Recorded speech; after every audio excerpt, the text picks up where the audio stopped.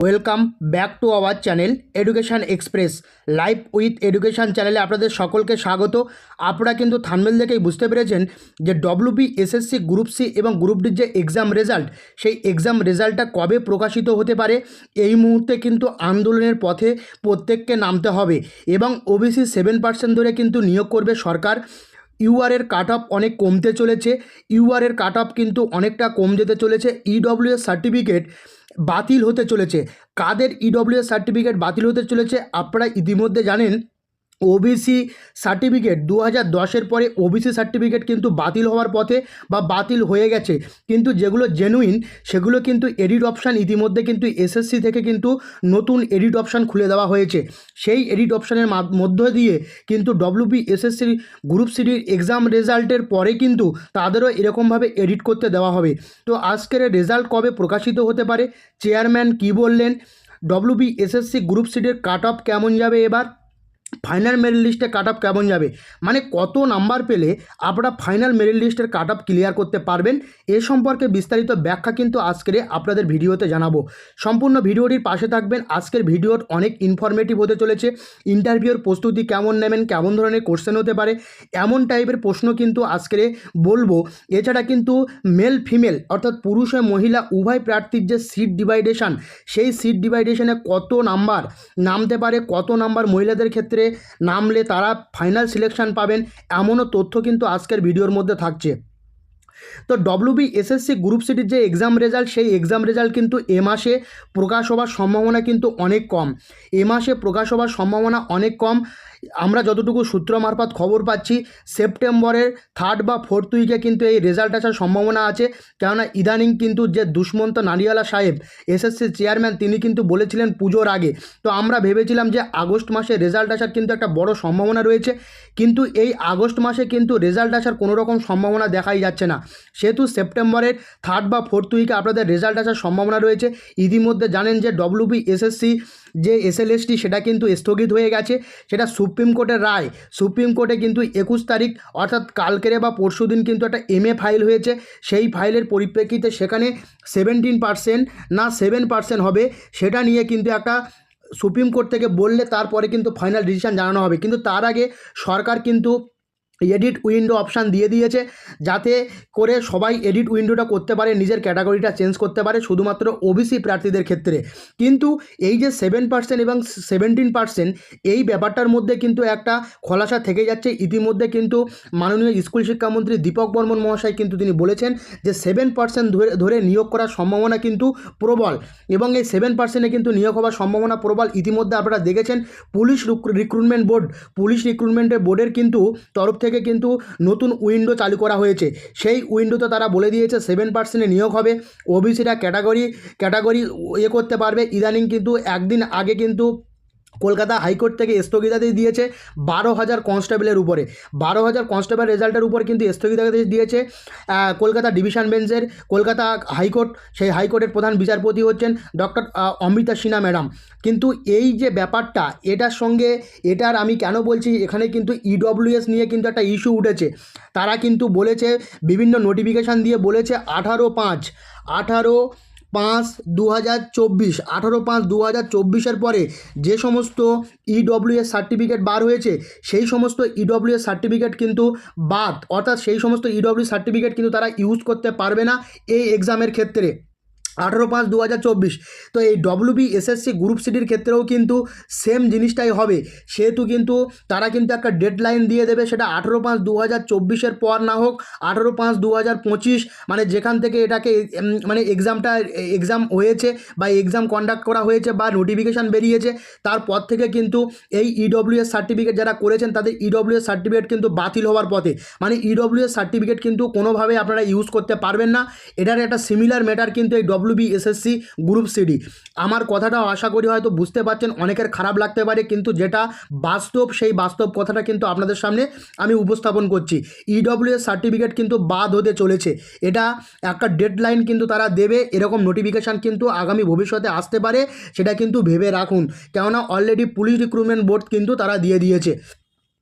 এর ফলে ইউআর ক্যাটাগরির আমরা যে 7% নিয়োগ হবে, সেই 7% নিয়োগ হওয়ার কিন্তু 7% নিয়োগ হওয়ার পরে কিন্তু ইউআর যে কাট অফ যে আমরা ভাবছিলাম যে 37-38 চলে যাবে, প্রায় 37-38 চলে যাবে, কিন্তু এমনও সম্ভাবনা নেই।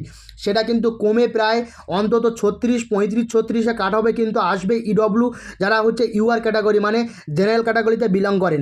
এই আনরিজার্ভ ক্যাটাগরিতে কিন্তু 36-37 অর্থাৎ 36-37-এর মধ্যে কিন্তু বিলং করবে, সেটা 38-39 কোনোভাবেই যাবে না।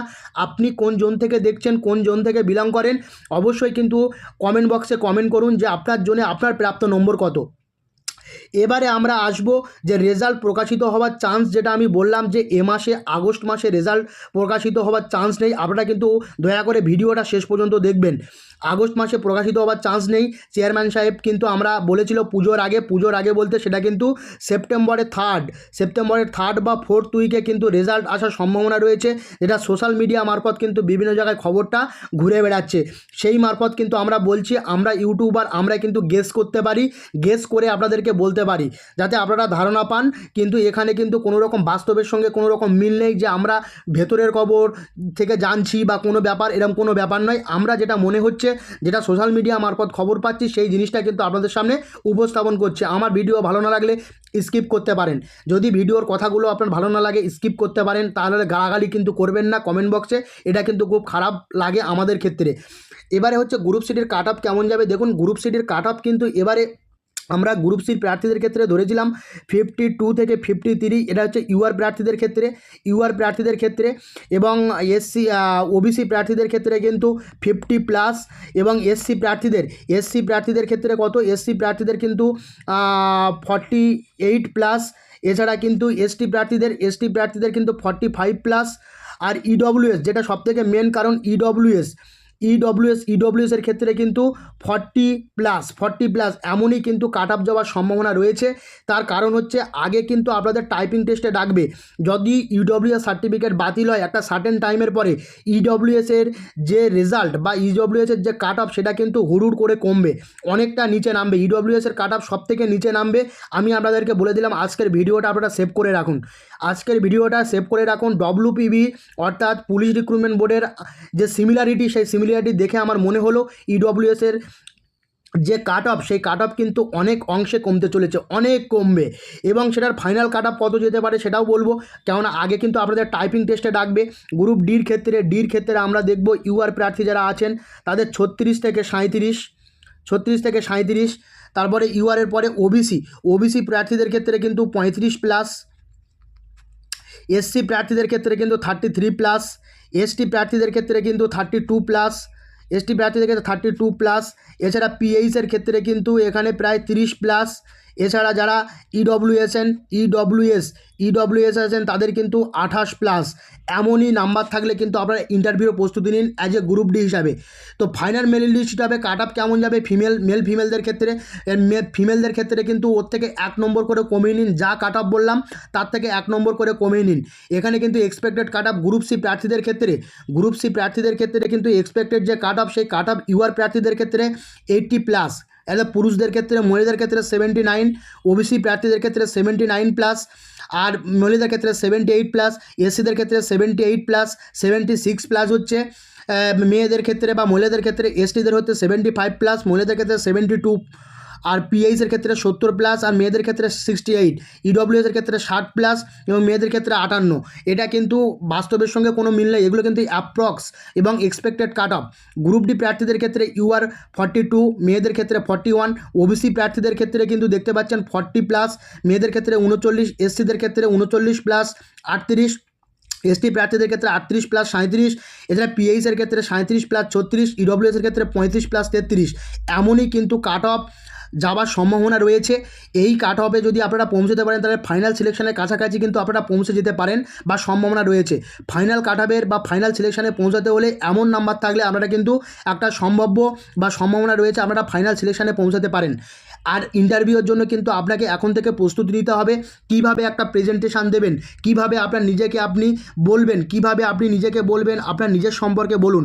সেটা কিন্তু 10 জনের সামনে বা 3 জনের সামনে কিন্তু বলা মুখের কথা নয়। তারা কিন্তু কোনো স্কুলের হেড টিচার, কোনো স্কুলের টিচার, কোনো কলেজের টিচার হতে পারে। তো সেক্ষেত্রে নিজেকে সেখানে জাহির করা এবং সেখানে আপনাকে ড্রেস কোড এবং আপনার চলাফেরা এবং আবার আপনার আই কন্ট্যাক্ট থেকে শুরু করে যাবতীয় তথ্য কিন্তু তাদের সামনে উপস্থাপন করতে হবে। তো আশা করি এই বিষয়টা আমরা আপনাদের সামনে বোঝাতে পেরেছি। ইন্টারভিউর প্রস্তুতি কিন্তু এমনভাবে নেওয়া শুরু করুন, যারা টাইপিংয়ের জন্য আছেন গ্রুপ সি প্রার্থী, টাইপিংও কিন্তু শুরু করুন। তো যদি ভিডিওটি ভালো লাগে অবশ্যই কিন্তু লাইক দিয়ে যাবেন। যদি চ্যানেলে নতুন হয়ে থাকেন চ্যানেলটিকে সাবস্ক্রাইব করে পাশে থাকা বেল আইকনটি প্রেস করে রাখবেন, যাতে এরকম নতুন নতুন ভিডিওর তথ্য আপনাদের সামনে প্রথমে চলে আসে। আজ এই পর্যন্ত, পরবর্তী কোনো ভিডিওতে আপনাদের সঙ্গে আবার দেখা হচ্ছে।